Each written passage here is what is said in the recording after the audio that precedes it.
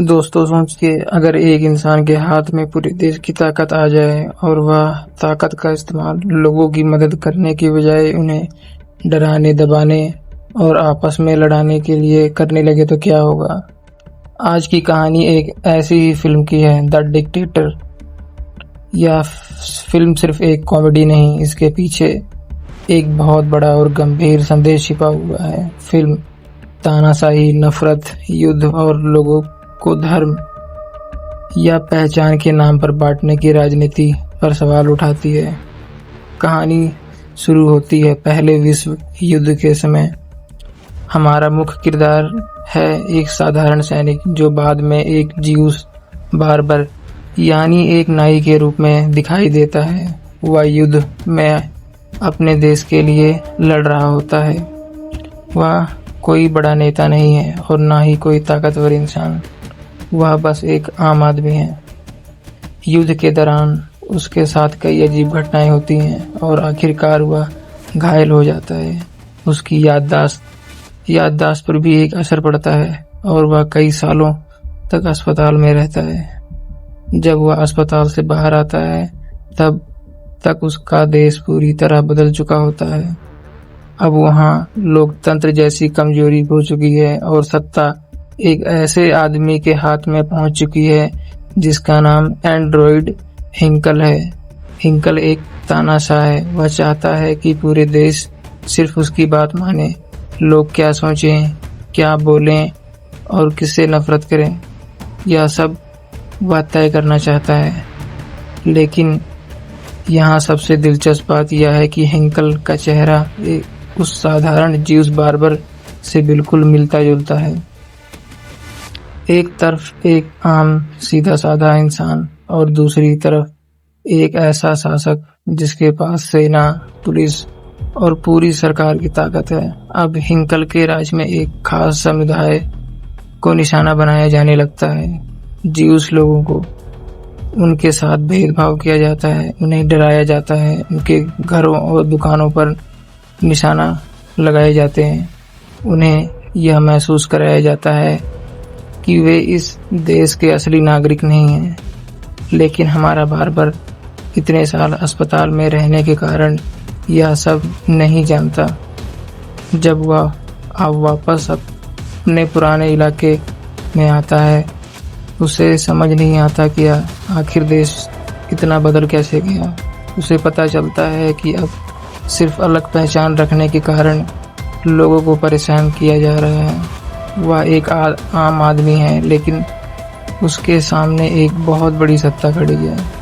इसी बीच उसकी मुलाकात हना नाम की एक लड़की से होती है।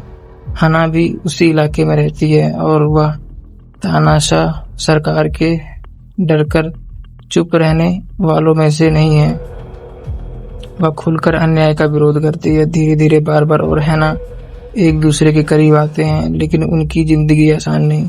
सरकार के लोग लगातार इलाके में आते हैं, लोगों को परेशान करते हैं और अपनी ताकत दिखाते हैं।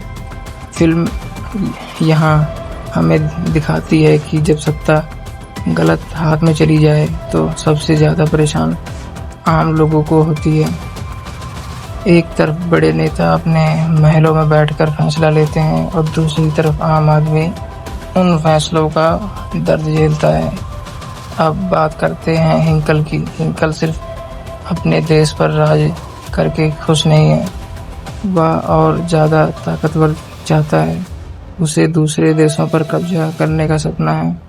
वह खुद को बहुत महान समझता है और चाहता है कि पूरी दुनिया उसके सामने झुके। फिल्म में कई जगह उसका मजाक भी बनाया गया, क्योंकि फिल्म यह दिखाती है कि कई बार जो इंसान खुद को सबसे शक्तिशाली समझता है, उसके अंदर डर और असुरक्षा छिपा होती है। हिंकल बड़े बड़े भाषण देता है और लोगों के सामने बहुत ताकतवर बनने की कोशिश करता है। उसके भाषणों में गुस्सा है, नफरत है और लोगों को एक दूसरे से दुश्मन के खिलाफ भड़काने की कोशिश है। यही तानाशाही का एक बड़ा हथियार होता है।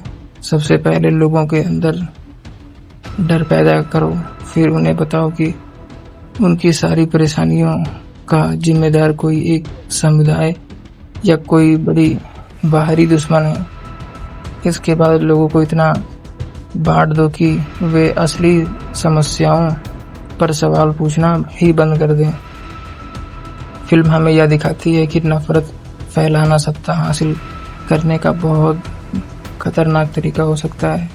इधर हैना और बार्बर जैसे लोग अपनी सामान्य जिंदगी जीना चाहते हैं, वे सिर्फ शांति चाहते हैं, लेकिन तानाशाही में सामान्य जिंदगी भी मुश्किल हो जाती है, क्योंकि वहाँ सरकार सिर्फ कानून नहीं बनाती बल्कि लोगों की जिंदगी और उनकी सोच तक को नियंत्रित करने लगती है। धीरे धीरे हालात खराब होते जाते हैं, जीव समुदाय पर दबाव बढ़ता है, लोगों को गिरफ्तार किया जाता है और कई लोगों को अपने घरों पर छोड़ने पड़ते हैं। बार्बर और हैना भी इस हिंसा और अत्याचार से बचने की कोशिश करते हैं, लेकिन कहानी यही खत्म नहीं होती। एक दिन बहुत बड़ा मोड़ आता है। बार्बर और हिंकल का चेहरा बिल्कुल एक जैसा होने के कारण लोगों के बीच भ्रम पैदा हो जाता है। हालात ऐसे बनते हैं कि साधारण बार्बर को लोग हिंकल समझते हैं। जब सोचिए, एक ऐसा आदमी जो पूरी जिंदगी सिर्फ एक सामान्य इंसान था, अचानक दुनिया के सबसे ताकतवर आदमी की जगह पहुंच जाता है। उसके सामने सेना है, अधिकारी हैं और हजार लोग हैं, और अब उसकी बातें सुनने के लिए तैयार हैं। यही फिल्म का सबसे महत्वपूर्ण हिस्सा आता है। लोग उम्मीद कर रहे होते हैं कि उनका तानाशाह नेता भाषण देगा, लेकिन उनके सामने खड़ा इंसान असली हिंकल नहीं बल्कि वही साधारण बार्बर है। अब उसके पास एक मौका है। वह चाहे तो लोगों को और नफरत फैलाने के लिए भड़का सकता है, वह चाहे तो लोगों को धर्म, जाति या पहचान के नाम पर बांट सकता है, लेकिन वह ऐसा नहीं करता है। इसके बजाय वह इंसानियत की बात करता है। वह कहता है कि इंसानों को एक दूसरे से नफरत करने के लिए नहीं बनाया गया है। हमारे पास विज्ञान है, मशीनें हैं और आगे बढ़ने की ताकत है, लेकिन अगर इंसानियत ही नहीं होगी तो यह सारी ताकत बेकार हो जाएगी। फिल्म का सबसे बड़ा संदेश यही सामने आता है। असल ताकत लोगों को डराने से नहीं, असल ताकत लोगों को आज़ादी देने से है। एक अच्छा नेता वह नहीं होता जिसके सामने लोग डर से झुकें। अच्छा नेता वह होता है जो लोगों को बेहतर जिंदगी जीने का मौका दे। फिल्म यह भी बताती है कि जब लोग बिना सवाल किए किसी नेता की हर बात मानने लगते हैं तो तानाशाही मजबूत हो जाती है। कोई भी इंसान इतना बड़ा नहीं होना चाहिए कि उसके फैसले पर सवाल ही ना उठाए जा सके, और कोई भी समुदाय सिर्फ अपनी पहचान, धर्म या जाति की वजह से दुश्मन नहीं बन जाता। नफरत अक्सर बनाई जाती है। लोगों को बताया जाता है कि सामने वाला इंसान तुम्हारा दुश्मन है, फिर धीरे धीरे डर पैदा किया जाता है और इसी डर का इस्तेमाल सत्ता हासिल करने के लिए किया जाता है।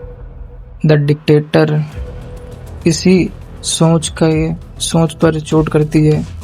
यह फिल्म हंसाती भी है, लेकिन साथ ही एक गंभीर सवाल भी पूछती है। अगर कोई नेता बार बार आपको किसी दूसरे समुदाय से नफरत करने के लिए कह रहा है, तो क्या आपको उसकी बात बिना सोचे मान लेनी चाहिए या फिर आपको खुद सवाल पूछना चाहिए? फिल्म का जवाब साफ है। हमें नफरत से ज़्यादा इंसानियत को चुनना चाहिए, डर से ज़्यादा आज़ादी को चुनना चाहिए और किसी एक व्यक्ति की अंधभक्ति करने की बजाय अपने दिमाग का इस्तेमाल करना चाहिए। यही इस फिल्म का सबसे बड़ा संदेश है। तानाशाही सिर्फ एक आदमी से नहीं बनती। तानाशाही जब मजबूत होती है, जब लोग डर की वजह से चुप हो जाते हैं, जब सवाल पूछना बंद हो जाता है, जब एक समुदाय को दूसरे समुदाय का दुश्मन बना दिया जाता है और जब सत्ता को इंसानियत से ज़्यादा महत्वपूर्ण मान लिया जाता है। द डिक्टेटर हमें याद दिलाती है, चाहे कोई इंसान कितना भी ताकतवर क्यों ना हो, आम लोगों की एकता सवाल पूछने की हिम्मत और इंसानियत उससे ज़्यादा ताकतवर हो सकती है। तो दोस्तों, यही थी द डिक्टेटर की कहानी, एक ऐसी फिल्म जो कॉमेडी के जरिए तानाशाही, नफरत और सत्ता का गलत इस्तेमाल पर सवाल उठाती है और अंत में हमें एक बहुत ज़रूरी बात सिखाती है। इंसान की पहचान उसके धर्म या समुदाय से पहले उसकी इंसानियत है, और एक अच्छी दुनिया वह होगी जहां लोग डर के कारण नहीं बल्कि आज़ादी और सम्मान के साथ जी सकें।